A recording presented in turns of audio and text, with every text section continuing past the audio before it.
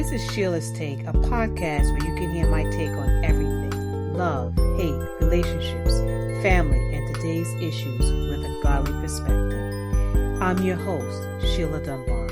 Thank you for joining me. Welcome back to Sheila's Take, and on this episode, I am delighted to welcome Drexwell Seymour as our special guest. Drexwell is not your average certified public accountant. Alongside his successful career as a managing partner of HLB TCI Ltd, he has found a profound passion for writing and motivational speaking.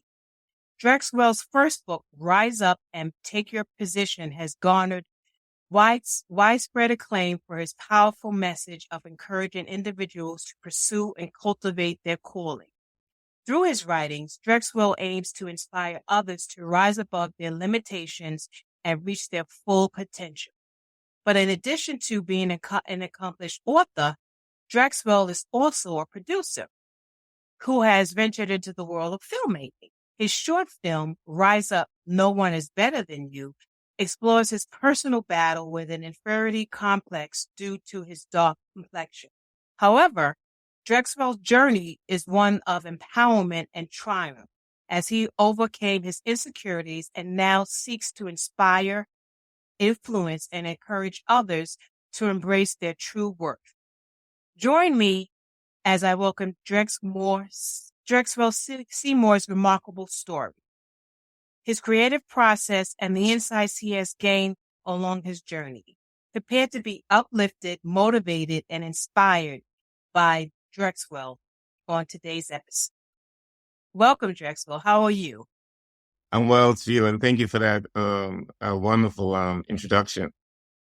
Well, you're very welcome. I'm just gonna, I don't usually say this, but when we were talking, I'm just gonna tell you, I'm a little jealous of where you are right now. I'm not gonna say, y'all, let me say, but I'm a little jealous of where you are right now. I'm a little cold. It's freezing where I am right now, but no, just a plane away.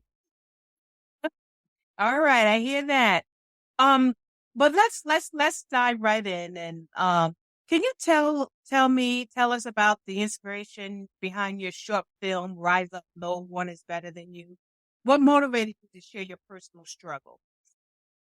Thanks for the question. I believe that a lot of people are going through so many issues in this world. And I believe one of the biggest issues is that people are suffering from inferiority complex, or they don't like who they are. They're displeased with themselves for some reason or another. And because I went through that and I've overcame it, I believe that we should share our stories so that other people can realize that there's hope and that they don't have to remain in that position forever. And so I decided when I launched the book, I decided, you know what? It'd be nice if I could also do a film with it, because sometimes people don't like to read. So at least if they have a short film, they can understand the background where I came from.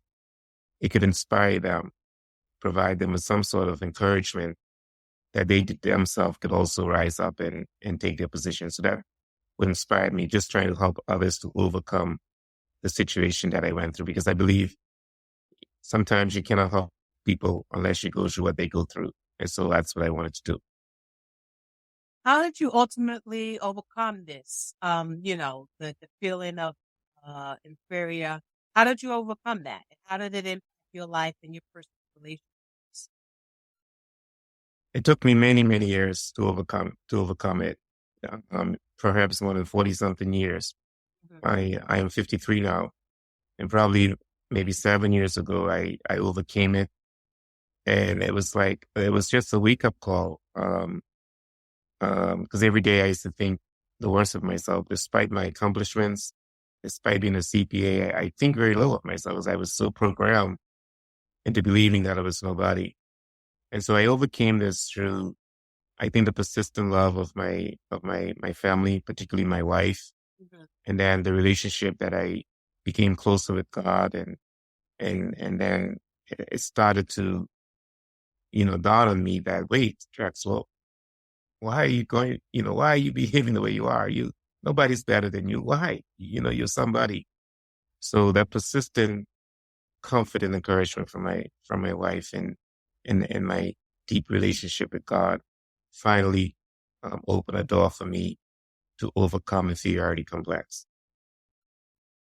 Yeah, I think there's a lot of that, and we see it a lot in our, I want to say our young people, but it's funny how you just said it took you almost 40 some odd years to overcome it, because a lot of our young people may feel that way, you know.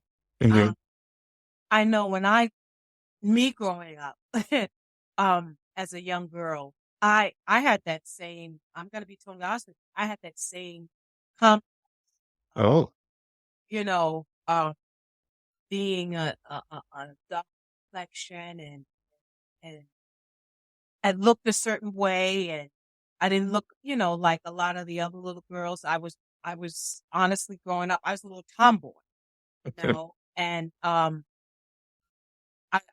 I I definitely had a very bad self-confidence issue.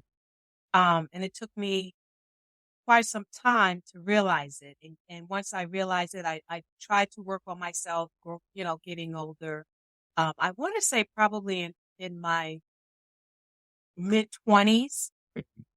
Um, and I realized, Sheila, we come in all colors. We're beautiful. You're beautiful. Um, God made you this way for a reason, you know. And I was able to get over it and get past it. But it did take some time, and thank God we didn't live in an age. Well, I didn't come from an age where we had so much social media at that time. It wasn't, Right. you everything wasn't put out on social media.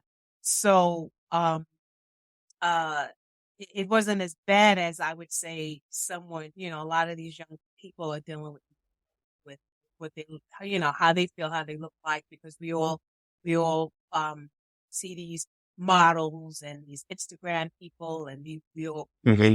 ourselves looking like this, and a lot of times we don't look like Right. it. That's a lot of Pressure. doctoring makeup. I mean, and it's a lot of, and it's definitely a lot of pressure, But so I'm happy to see that that you were able to overcome it, and you help others to do that too. In your, I know in your film you share a message of empowerment and self acceptance, right? Yes. Um, can you kind of discuss the importance of embracing our unique qualities, and how it can contribute to it contributed to your growth and our own personal growth? Absolutely. I mean, first of all, I believe that we have to recognize that each individual is unique, Hmm. that no one is the same. And I think we are under a lot of pressure from society to be like somebody else. And so we spend a lot of our time and energy trying to be someone that we're not. And so we have to accept who we are, how we look, how we feel. That's who we are. That's what makes us up. And until we come to that point in our lives, then we'll continue to be unhappy. We continue to compare ourselves to other people. If you want to be happy, you want to, and you want to grow, and you want to be the person that God has created you to be, then you have to accept who you are. That's very, very important. Otherwise, you're gonna be living yourself. You're gonna be living a lie, or you're gonna be pretending to be someone that you're not. And so it's very important to be who you are, and you are unique. Nobody's like you. We have to be our authentic selves. Yes, It's important, because even when you're around other people, you if you're not your authentic self, how can they get to know you? You know, exactly. they're not knowing the real Sheila or the real Drexwell. They're learning, or meeting someone who's, I don't want to use the word imposter. I've been hearing that a lot today, but they're using, you're not Mhm. authentic. And eventually somewhere down the line, that authentic person is going to come out. Yeah. And we are unique. That's why we all have fingerprints. God made us a certain way. We're all beautiful in our own different ways. Um, how has your film been received by audiences? It's been well received. Of course, a lot of people didn't even know that I went through that because I remember this particular elderly lady. She called me and she said she cried when she watched the film. She said, because I always projected an image of confidence. Mhm. And so now it opened up our eyes that sometimes we see people, we don't know what they're going through. Right. And so the film was well received by the young and the old. And it has impacted a lot of people. A lot of people are now changing their lives. They're accepting who they are as a result of the film. Film was it was a very powerful tool to educate and motivate people. And that's good because it is connecting you. You're having meaningful encounters. The feedback is good, and that's Yes. really important. And when you hear people say that, I didn't know that you were going through that, and it's funny because most people who you would think are the most confident are the ones that are Mhm. that are going through a lot of different types of issues and things like that. But with the success of your book, Rise Up and Take Your Position, and now your film, what are your hopes for the impact that they will have on those who engage with your work? Well, what I want to do, I I believe the world is in so much trouble, and we're in trouble because people aren't happy.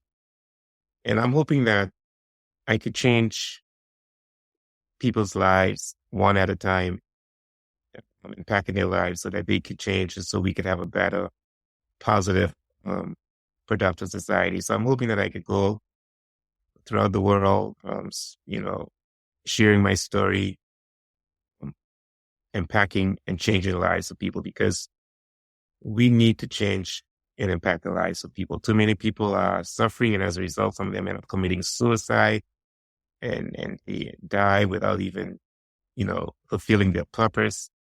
I want to be one of those persons to be an agent of change. And I believe I'm on that road to do that. And I want to continue to do that through shows like your show. Well, I believe that you definitely are. I mean, when people see your film and they read your book, it will resonate, because believe it or not, there are a lot of people out there that feel that way.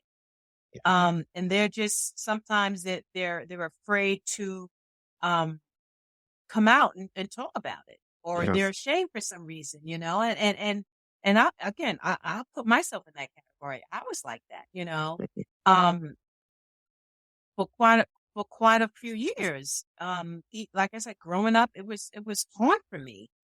And I was one that was teased in school, Yeah.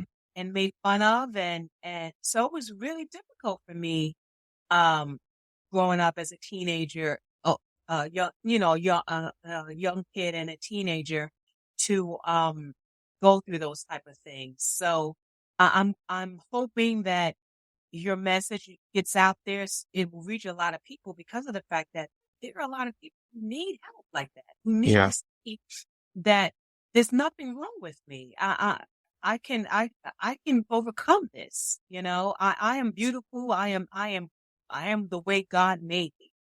Yes. Um, can you tell me a little bit about your second book? I know you said you have a second book. Can you share that a little bit about that? Sure. So as you mentioned, the first book is Rise Up and Take Your Position. And so what I realized, okay, I'm encouraging people to get up, pursue their calling, do what they're supposed to do. What I felt that I didn't do was to share with them how they could succeed once they get into the position, because a lot of people may reach their Mm-hmm. position, but they may end up failing.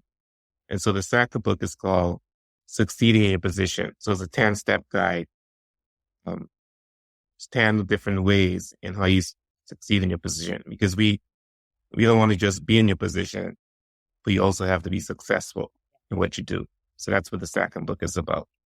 Okay. Um, as a CPA and managing partner of your firm, how do you balance your professional career with your passion for writing and filmmaking? That's a good That's a question. You know, good. I find it, I'm able to balance it. Of course, I work Really? very late until 11 o'clock at night. Mm-hmm. And I'm also on dialysis. Mm-hmm. And so I go to dialysis Monday, Wednesdays, and Fridays. I go there around 5:30 a.m. I'm there for 4 hours. And so when I'm there, I just write. Oh, And okay. so, and then when I finish dialysis, I come to work and I start my work. And so I'm able to balance it. Of course, we have a family, my wife and I, we have 5 children. So we find a way of balancing it. I just set the time aside. And even if I have to bring the kids with me to work, um, I do that slowly, but I'm able to balance it. I just have long hours. Yeah. Yeah. That's, I mean, if you're passionate about what you want or what you want to succeed in, you will always make time for it. I believe that, Yeah, I'm that type of absolutely. person.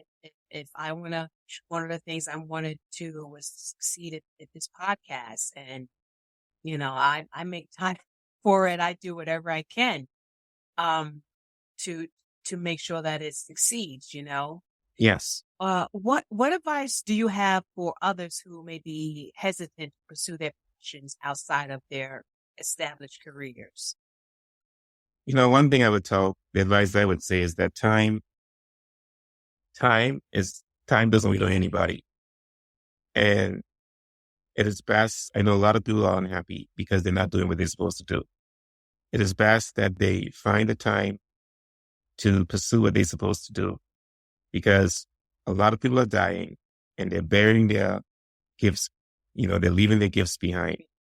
It's Right. best for you to find the time, leave a legacy, and live a life being happy, because many of us are very unhappy because we are in the wrong positions. We're not doing what we're supposed to be doing. So if you find the time to do what you want to do, then live a happy life by doing what you're supposed to do. Mm. Oh, that's good. That's good. I like that. I like that. What legacy do you hope to leave behind through your work? How do you want to be remembered as an author, a filmmaker, or, an individual who advocated for empowerment and self-acceptance? Yeah, I want to be, my legacy is just to leave as someone who inspired and who encouraged and empowered people, who leave a lasting impact on the lives of people. And hopefully we could rub off on other people. And other people. Yes. What are you grateful for? I am grateful for the opportunity that I was able to finally find my purpose in life. Mhm. Because for many years, I felt that I wasn't supposed to be in this world. I felt that I was not wanted. I just felt that I was a mistake. And so I'm grateful I'm 53 years old now. So I'm grateful that I was finally able to realize my purpose in life. I'm grateful for other things as well, but that's the most grateful thing I am for. Of course, I'm grateful for my wife and my children, our children. But the most grateful thing is knowing my purpose. Okay. See, now you said something that I want to talk to you about. Why did you feel you didn't belong here or weren't supposed to be here? Because I felt insignificant. I felt inferior. And so as a result, I felt that was a mistake, because I didn't feel loved by people. I was tired of people calling me, you know, ugly and dark skinned. And so I thought, this can't be. I must have been a mistake. And so, and that's all my life I've been hearing that. And so that's why I felt that I wasn't supposed to exist, because I didn't feel loved or accepted by society. Wow. Well, I'm going to say this. I thank you for your film, your book, and you are supposed to be here for this exact moment, for the things that you're doing and shedding light on this issue, because there are, again, a lot of people who do go through this. And to see someone as yourself to be successful and to know that you were able to come through this and now you're helping others, that's what you're here for. And You're I right. appreciate you, Mr. Drexwell Seymour. I appreciate everything that you do, and I pray that you continue on the road that you're doing. And I thank you for stopping by Sheila's Take today. And I want my listeners, my audience, to make sure you go out and you get Drexwell's first book, Rise Up and Take Your Position. See his short film, Rise Up, No One is Better Than You. And then get his second book, which is Succeeding in Your Position. Yes. Because this is a man that really, he's talking some good truth here, and he needs to be heard. Drexel, do you have a website that my listeners can go to also? Yes, I do have a website on www.drexwellseymour.com. Okay. So it's www.drexwellseymour.com. Please make sure you stop by, and I think you can actually get his book on the website, right? The book's on the website. No, it will link you to the book. You get the book on Amazon. Okay. All right. Well, again, I thank you for being a guest on Sheila's Take, and I wish you the best. Thank you, Sheila, for this opportunity, allowing me to share my story with you and your audience. Thank you so much. Yeah. Join me next time where I will continue to discuss more of today's issues. I'm your host, Sheila Dunbar. Blessings to you.